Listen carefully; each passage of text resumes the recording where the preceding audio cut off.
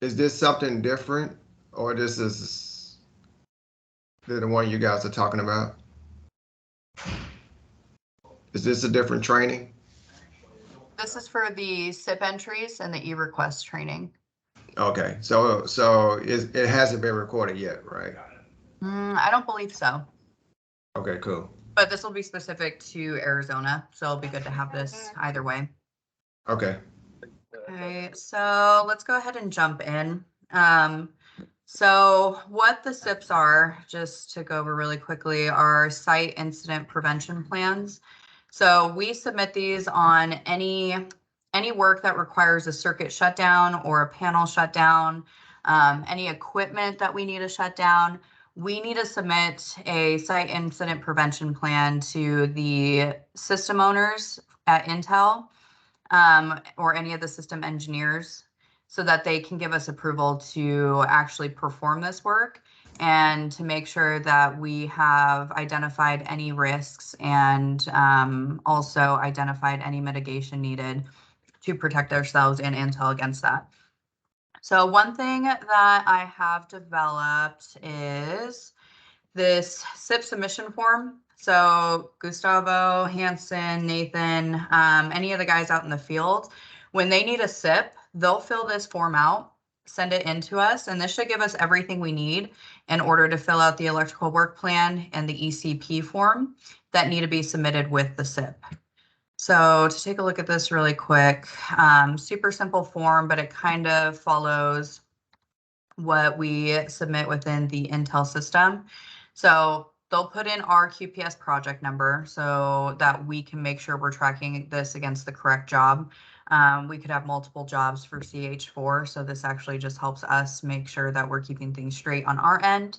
They'll let us know if it's for Ocotillo or Chandler, what building, what floor, column line, and grid line the equipment is sitting on. The start and end date, which are super important. It's going to be, when does this SIP become valid for us to begin work in the field? When does it expire? We typically want to overestimate that end date in case anything comes up.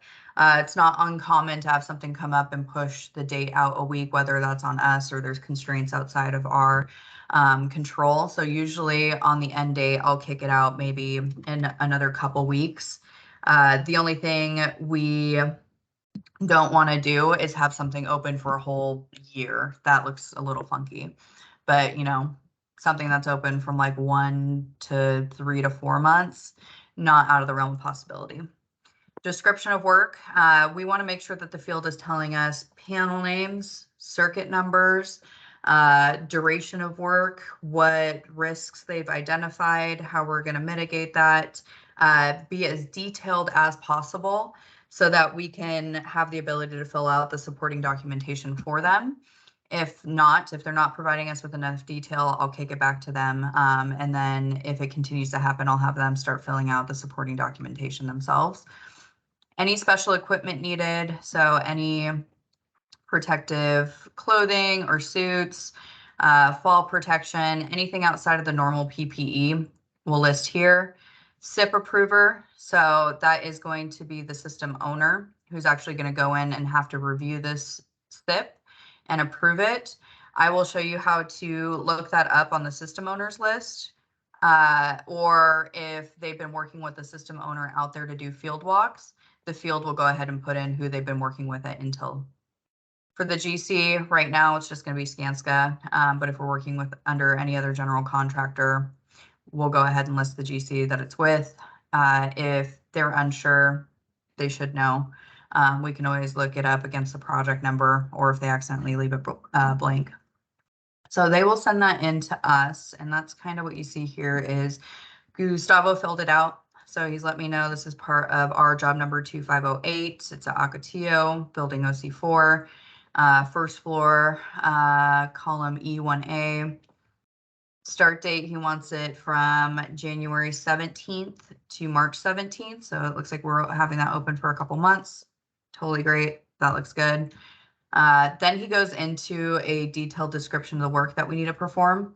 So he's provided me with a panel number, circuits, what those circuits actually shut off, what work we're going to be performing once those circuits are turned off, what protection we're going to need in order to perform this work.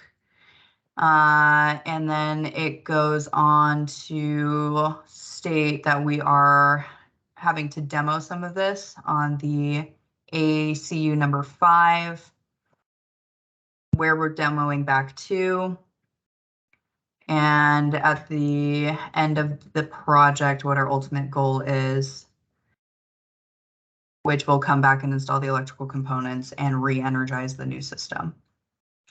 So here under special equipment, in order to perform the voltage checks, he says that we're going to need a 40 cal suit, just based on the labels and type of equipment that we're going to be testing in.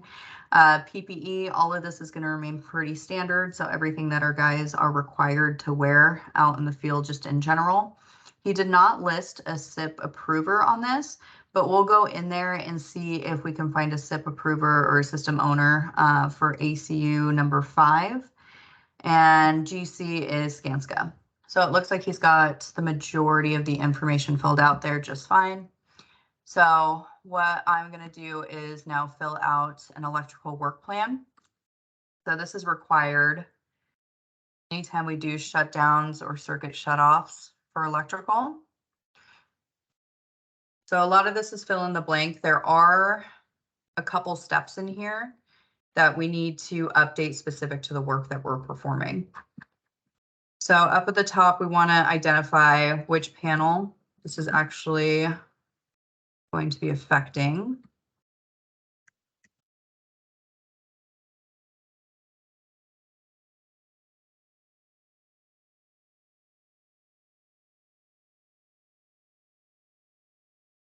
This is circuits 2, 4, 6.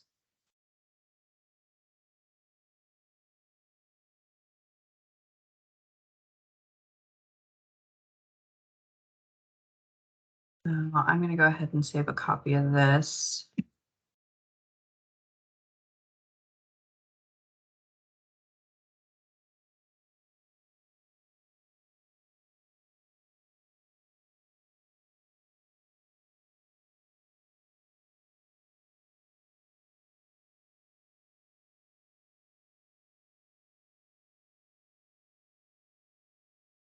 Okay, so down here in the lockout tagout procedure, we're going to go through and update our panel to match our SIPP submission form, because that's where we're actually going to be performing this work. So all of this is just the pre-checks for the lockout tagout.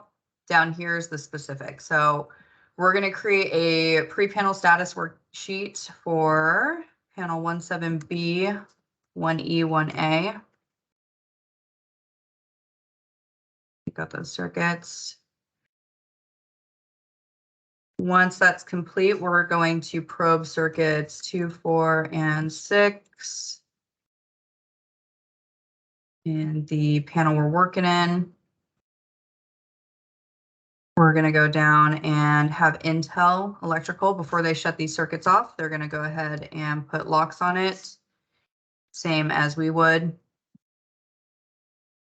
Make sure that these are not accidentally energized while we're actually performing the work. We do not ever flip breakers.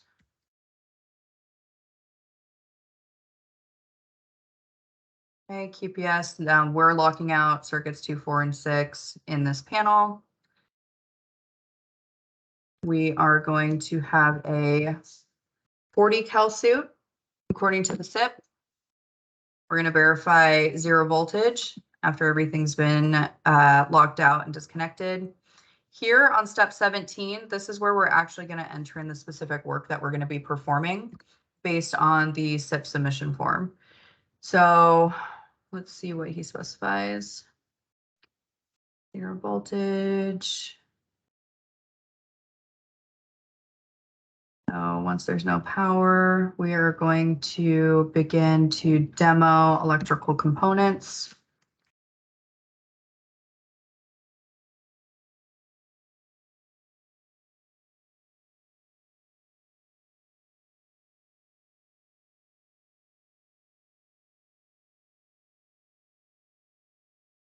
So we're going to demo back to the west wall to make room for the other trades to demo out ACU 5 and reinstall the new one.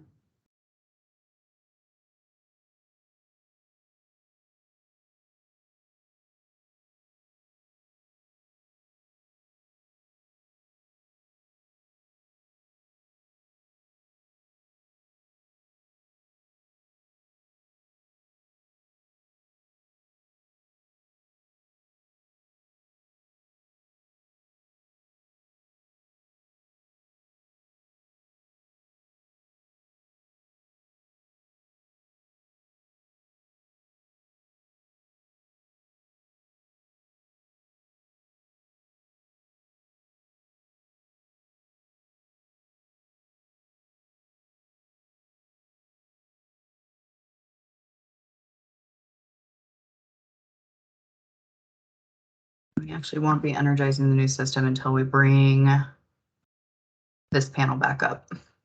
So we do have to perform QA/QC, verify everything's all clear to re-energize, and then we'll be bringing up our circuits 2, 4, and 6. So we'll continue down. You can see that added a few extra steps until we get to QA/QC.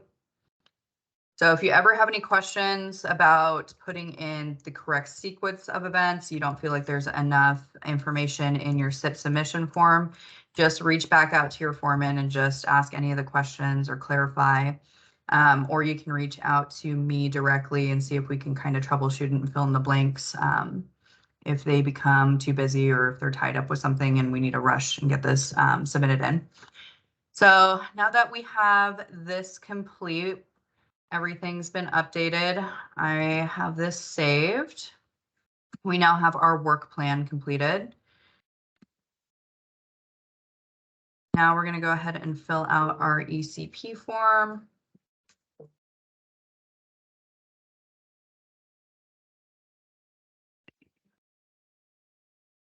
So same thing, we're going to update our equipment ID that we're going to be working in.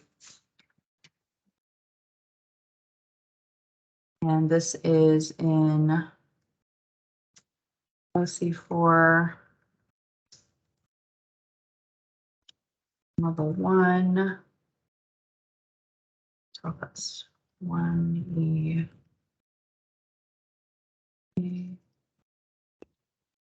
We're going to leave date performed blank, so they'll go ahead and fill that out in the field.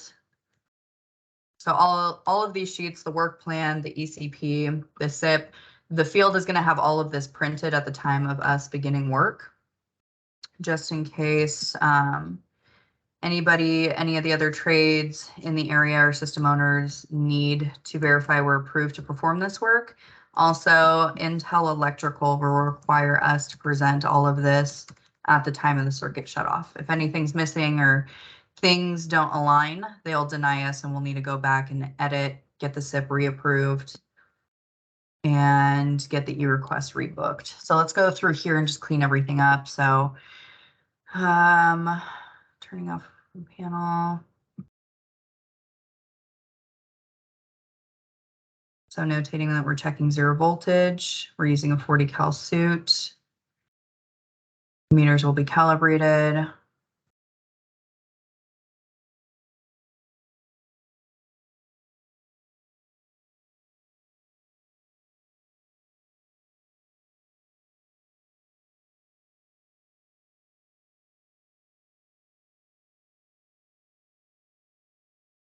Okay, so that's pretty straightforward. This is just describing exactly what they gave us in our SIPP form. So if they're clear, concise, and very descriptive, we can literally just copy and paste this into our ECP form.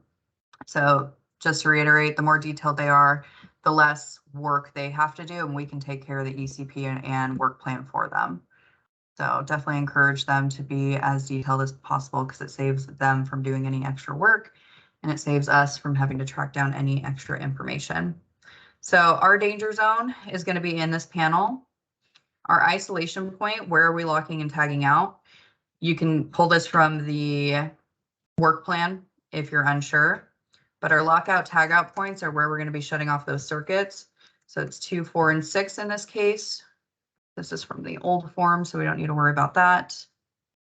I'm going to go ahead and save this.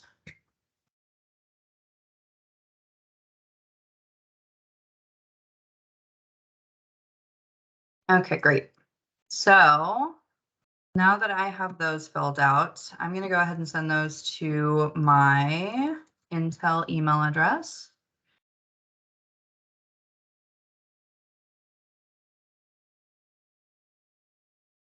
I'm also going to include a copy of the SIPP form. And then we're going to take a look down here, and it looks like he also gave us a copy of the panel assessment. Let's see what he sent over. Okay, so this is the one that we're looking at, circuits 2, 4, and 6 to ACU 5. We will also pull panel schedules and verify this against the panel schedules in the system. They did give us a system owner, which is OnGod. Looks like they approved it, 11/29. System owners are hanging signage and coordinating with the LSS room owner. So we already got their buy off to turn off these circuits. This one,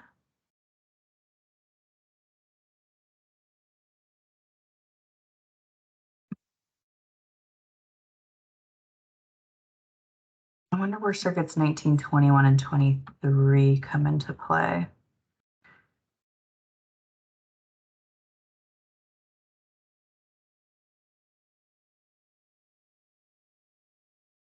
Okay, so I'll need to clarify this with Gustavo. It looks like this is exclusively for ACU 5. This is for the air handlers 4 and 5.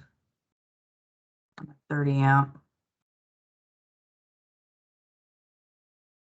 Okay, so I'll clarify with him on that because he did not include it on his SIPP submission form.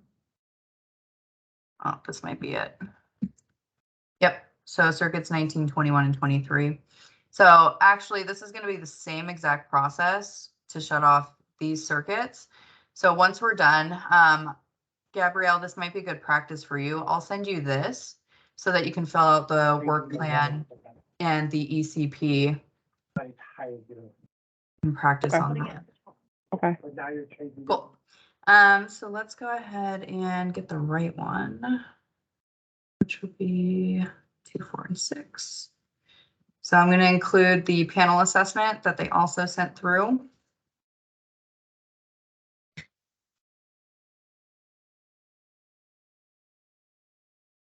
So I have my work plan, my ECP, my SIPP submission form, and my panel assessment. We'll go ahead and send that over, and then we're ready to get this entered and pull panel schedules and verify everything against what was supplied to us. So let me stop sharing from this screen and move over to my Intel computer. So bear with me for just a second.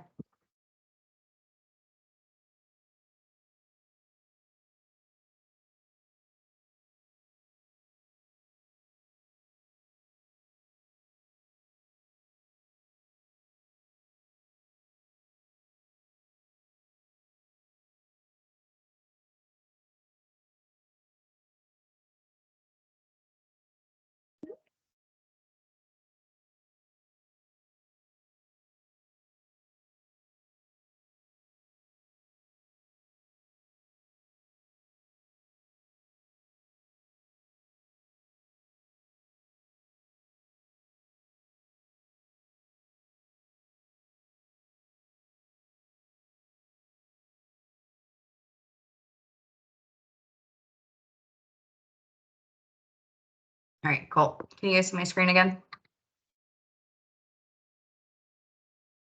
Yes. Okay, so I'm going to take all of these attachments and I'm going to go ahead and save them to my Intel computer so that we can upload those into the SIPP system.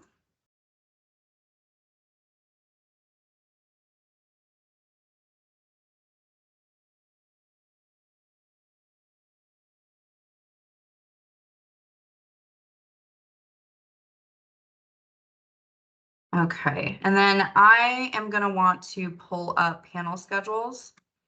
And for Ocotillo, those are kept in Easy Power.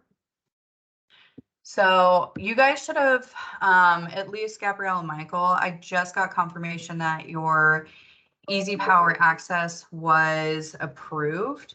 So you'll just have to go through and on the Intel computer, you should have a remote desktop. From there, you should have this Easy Power application.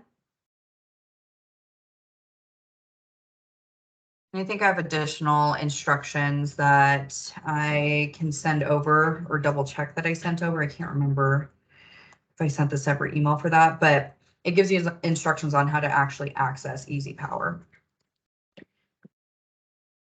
So this is where they keep their panel schedules. Very slow moving. But once it opens, we'll go into Open Project. This is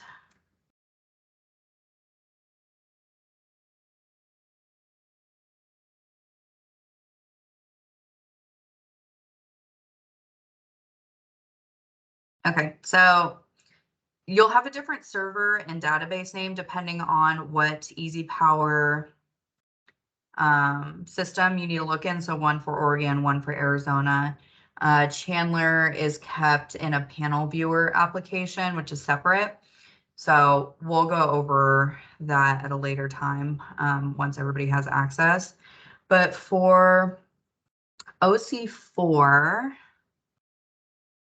looks like they don't have an OC4 in here. So now I got to go through and try each one of these and see which one it's actually stored in. I'm just going to pick the first one.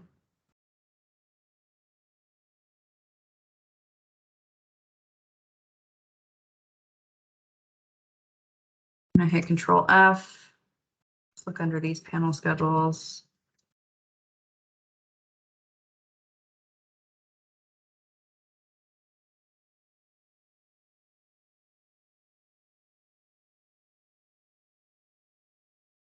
No, so I don't think I'm going to have anything in here.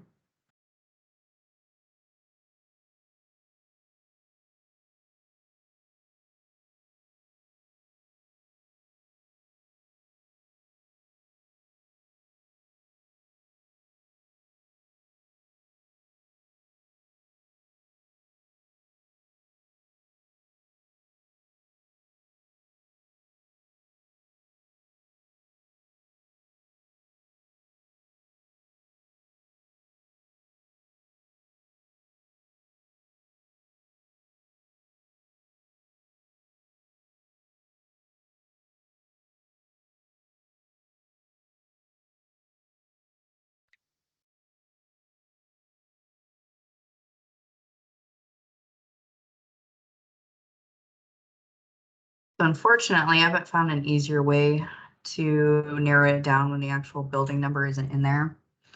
And the system owners at Intel I've talked to do the same exact thing I'm doing right now. So it seems like everybody kind of struggles with this program.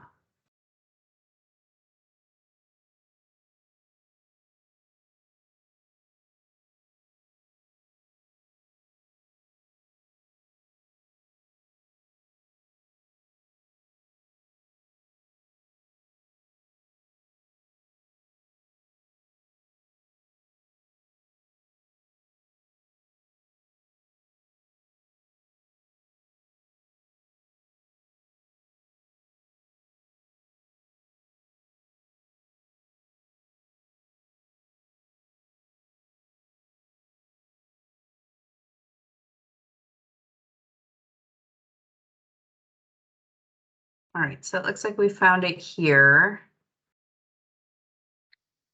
And let's verify circuits 2, 4, and 6 do align with what was provided from the field. It looks like it is slated for deletion and demo. So everything aligns. I'm just going to take a screenshot of this. It doesn't have to be anything super formal. But we will include this with our SIPP request.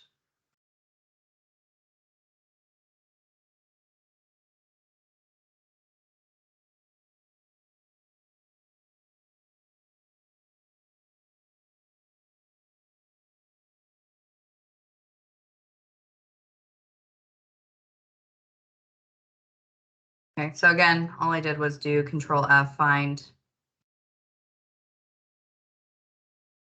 Came into here and started searching. Brings up on me.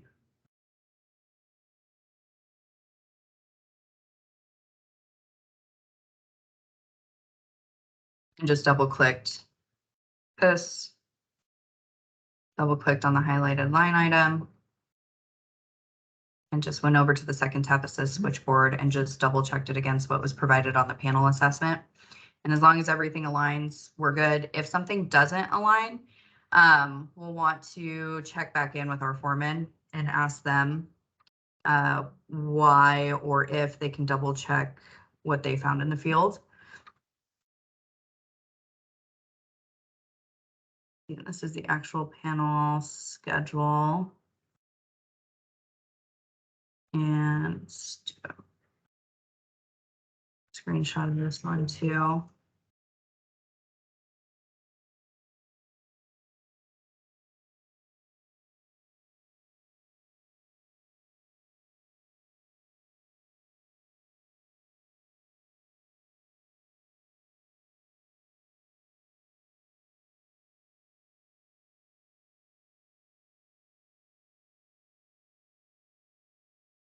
I'll include that one just in case.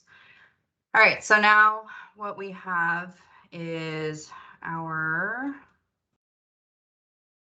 full SIPP submission package. So it's our bus data panel schedule pulled from Easy Power.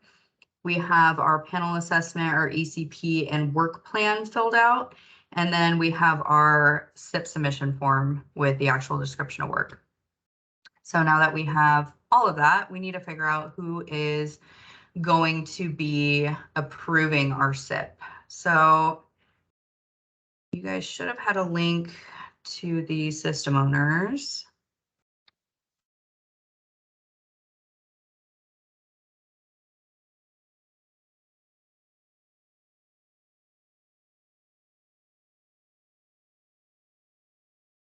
So this is the system owners list for Ocotillo. Let's see if there's OC4 in here.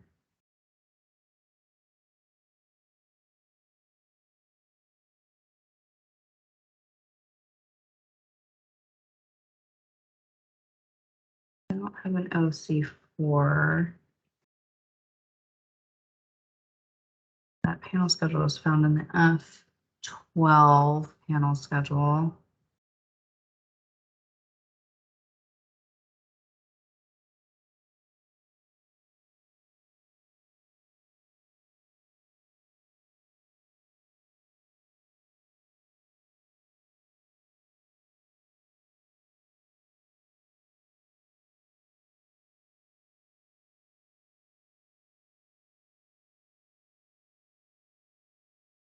See what system, the system owner that he listed as a part of.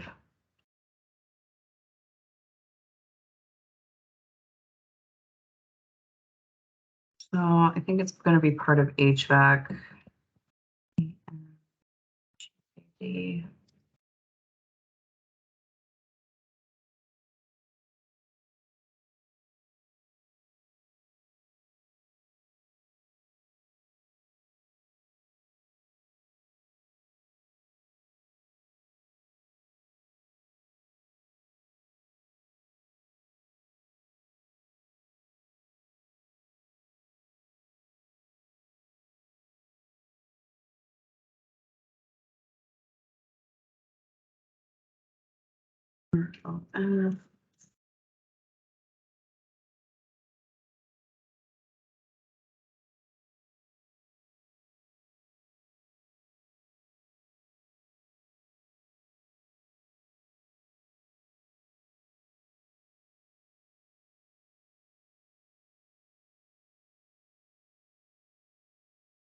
don't have the system owner.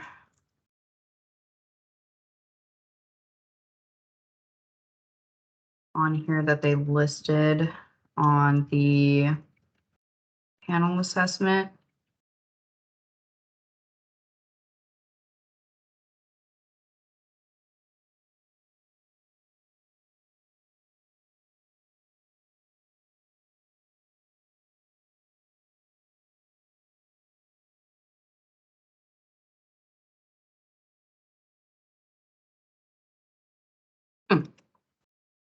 Okay. Let's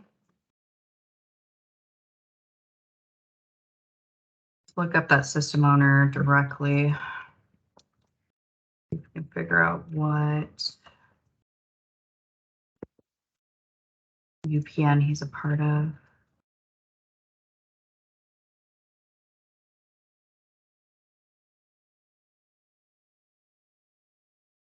It looks like he's part of site services. Oh, and he's working with Amentum. So since this is part of what I believe is office buildings, there's not a system owner for the HVAC out there. Amentum manages it for all of the office buildings. So it looks like the system owner is going to be technically Amentum to approve this work. So we can list him.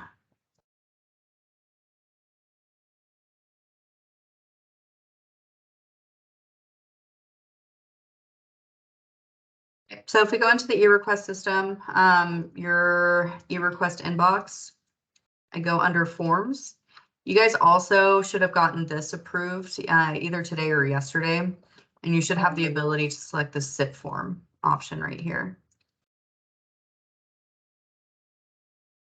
So it's going to draft a new SIPP, and I'm going to start going through here and entering in my information as provided on our whole SIPP submission form.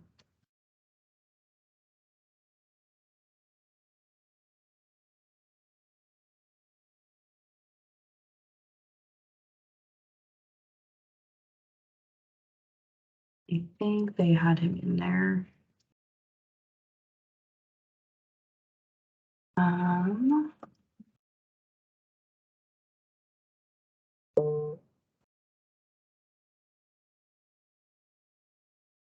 And then for the start date, they wanted it 1/17, I believe, to 3/17.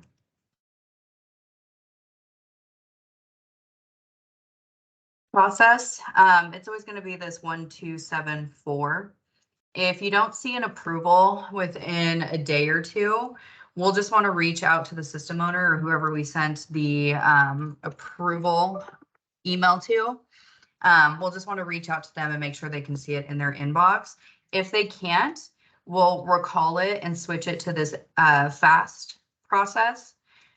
However, they're more likely going to be in this 1274. So for site, it's going to be Arizona, which you guys should only have access to. For this, I believe the contract was under SPGC.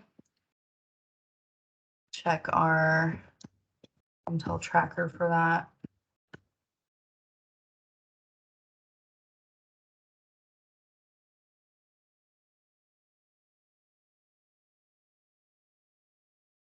Okay, we're good to go there. This is going to be at OC4. So it's in the office space, first floor. And this is technically electrical. There's some HVAC.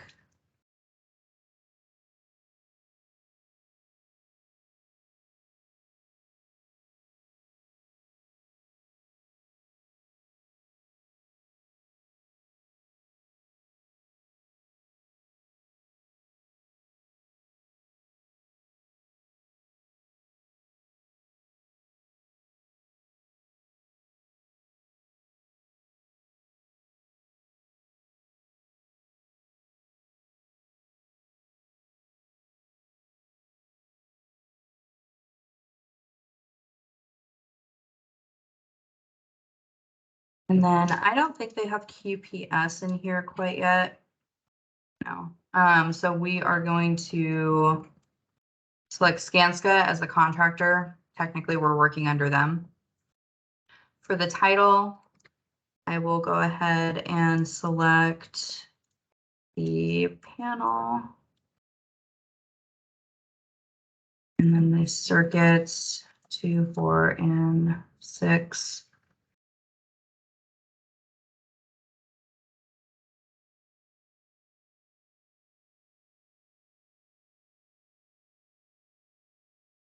The AC number 5. So brief description of what we're performing. Again, if they're descriptive enough, we can literally copy and paste this over.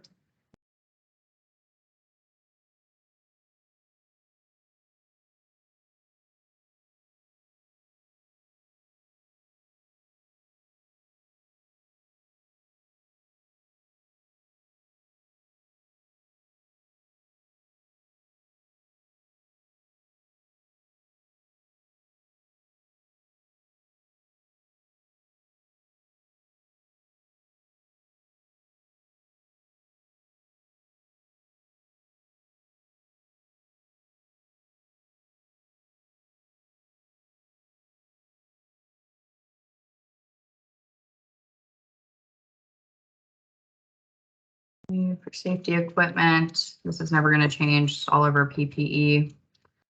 There's no fab impact ID since this is an office space. For the attachments, now I'll start going through here and attaching all of my supporting documentation. So all of the schedules and best data that I pulled from Easy Power, I am going to attach my approved panel assessment.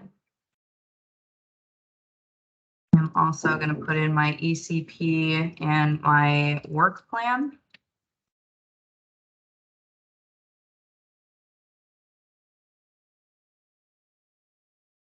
Okay, so we should be good to go. I just want to double check my dates. Building, floor, discipline and system we're going to be working on.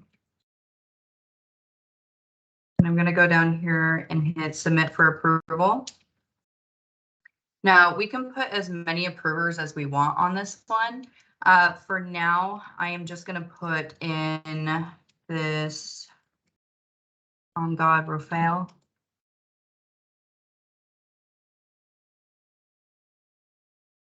It's in here. Yep, awesome. So I'm going to go ahead and select him. He's got that checked off, and I'm going to hit submit for approval.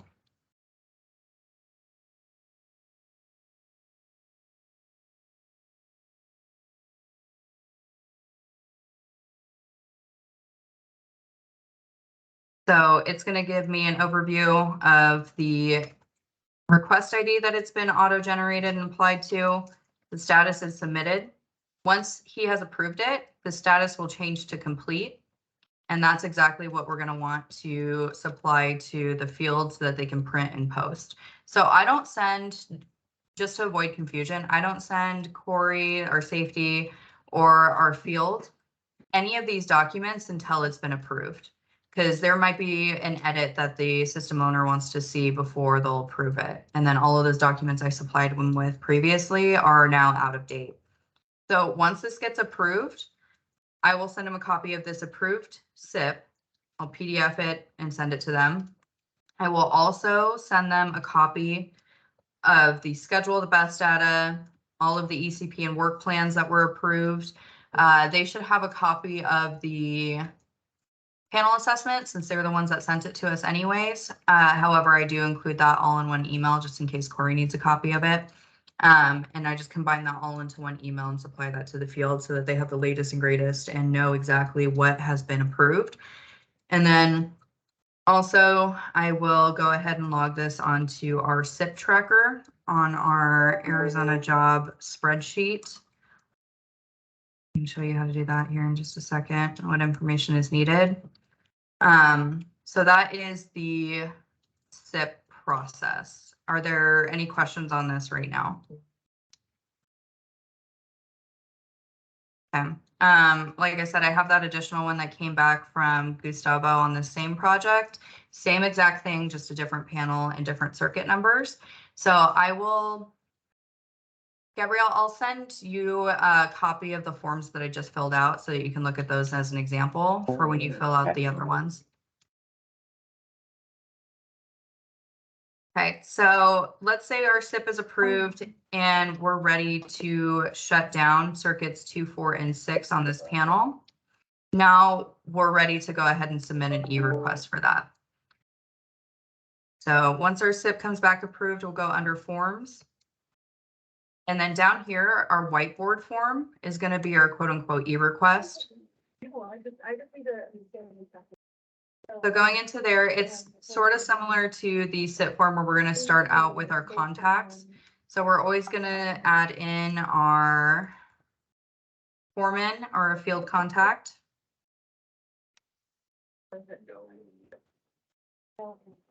And then any of our project managers or anybody else pertinent to the project we can add here. I'll remove myself as the primary contact if they don't actually need to contact me for anything to perform this work. And they'll see me as a requester. So if they need any edits to it, they'll reach out to me directly. So site, you guys should only have access to Arizona. Here, we're going to select our building that we actually need support in. Our tool is going to be that panel, and our title is going to be panel number, circuits 2, 4, and 6. Shut down. Oops. Now, for the utility work, we can request support from any of these system owners or any of these technicians related to these systems. For Arizona, a lot of the system owners just go out there and perform the work themselves without needing an eRequest. So that's kind of lucky on us, but also puts it on us to coordinate with them very closely outside of the system. The one that you're going to use 99.9% of the time is going to be electrical. Since we can't flip breakers, we can't shut down panels. This is all something that Intel has to do. It's a very controlled system to make sure that we don't accidentally shut something down or take manufacturing down for a period of time. So we'll just hit add here. Request type, you can see we have a bunch of different request options. So there's a panel shutdown. That's going to be a common one. We're going to start up new circuit breakers once we install. Down here, there's another startup request for circuits that we've modified out in the field. And then there's also a turn off. So circuit will be modified. And then a circuit on off circuit will not be modified. So in this case, we're demoing stuff out. On the panel schedules, it already says that we're going to demo and it's slated to be modified. So I'm going to hit turn off, circuit will be modified. And I'm just going to put in a brief description of our work. So we need electrical support to off circuits 2, 4, and 6 at panel.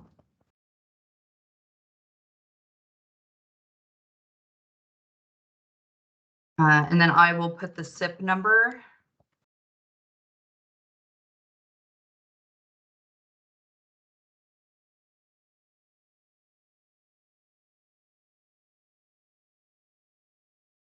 And then I'll put an approximate time frame for how long these circuits need to be down for, but we'll submit a different eRequest to bring these circuits back up once all of our connections are made, inspections are passed.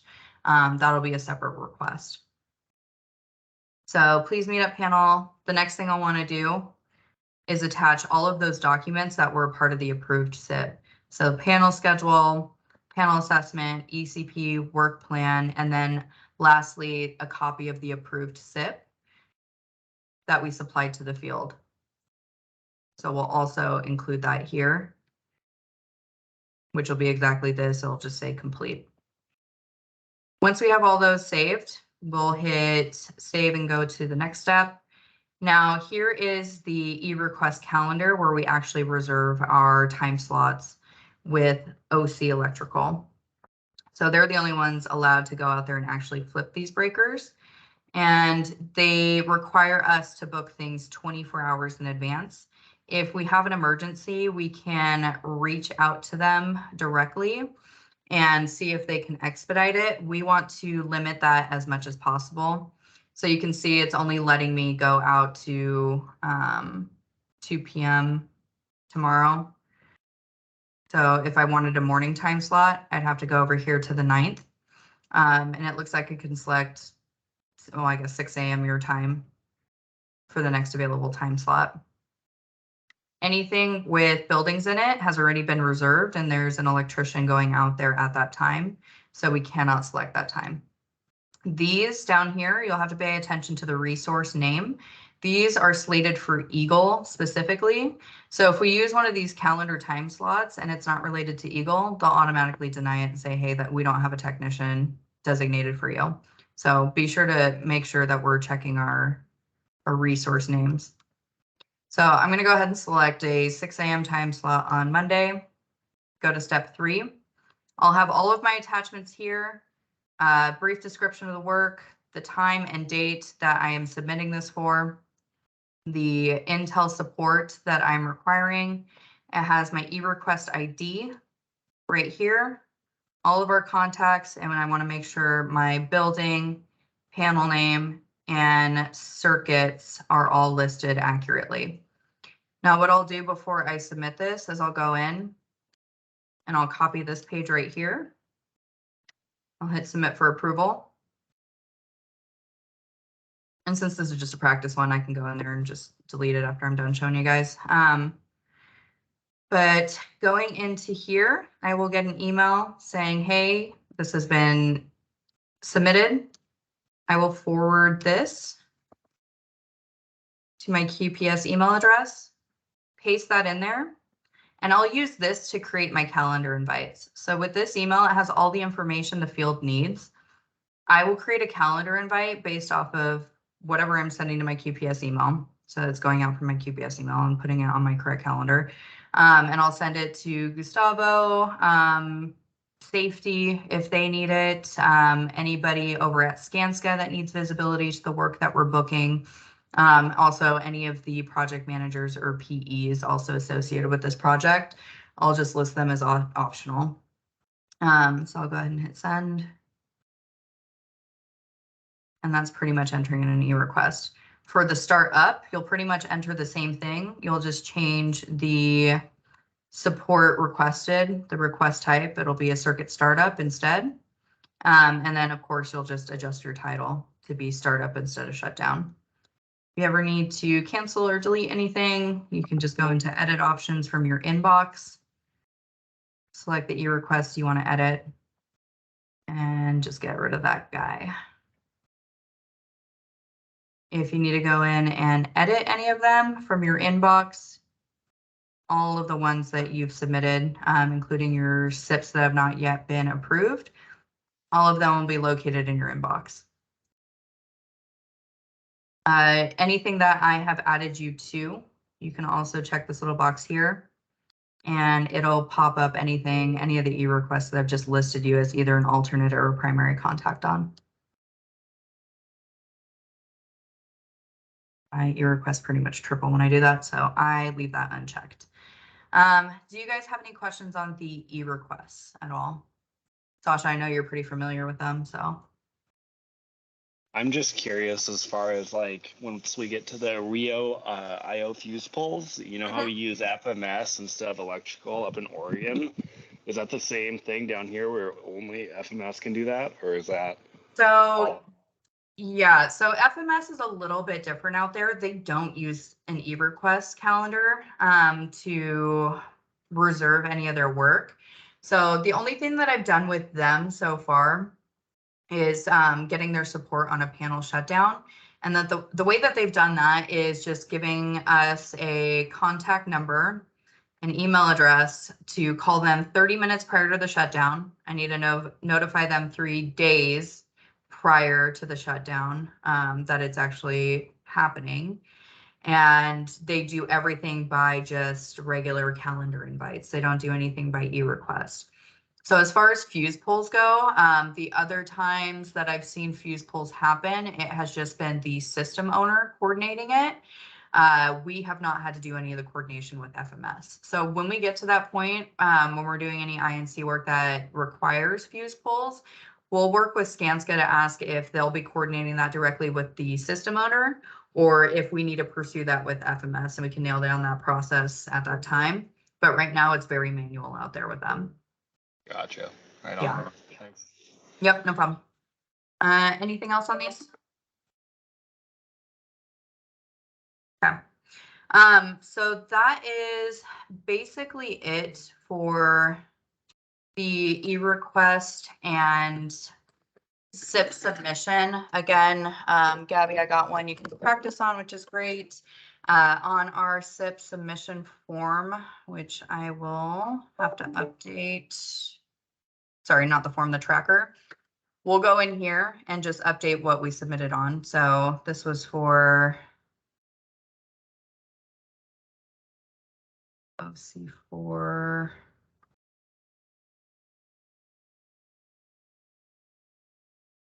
I believe it was this one right here. 2508.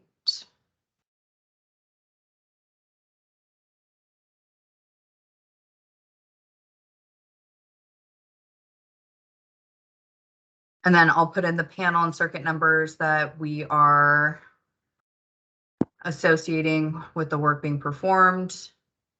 Panel assessment was complete, so they provided that to us. Submitted 1/5/2023. I pulled a SIPP number. I forget the system owner's name. So it has not been approved. This was from 1/17/2023 to 3/17/2023. And then we don't have the shutdown date yet or the eRequest entered for that work, but I've also included line items here to track some of it and also track the inspection dates that we're trying to hit.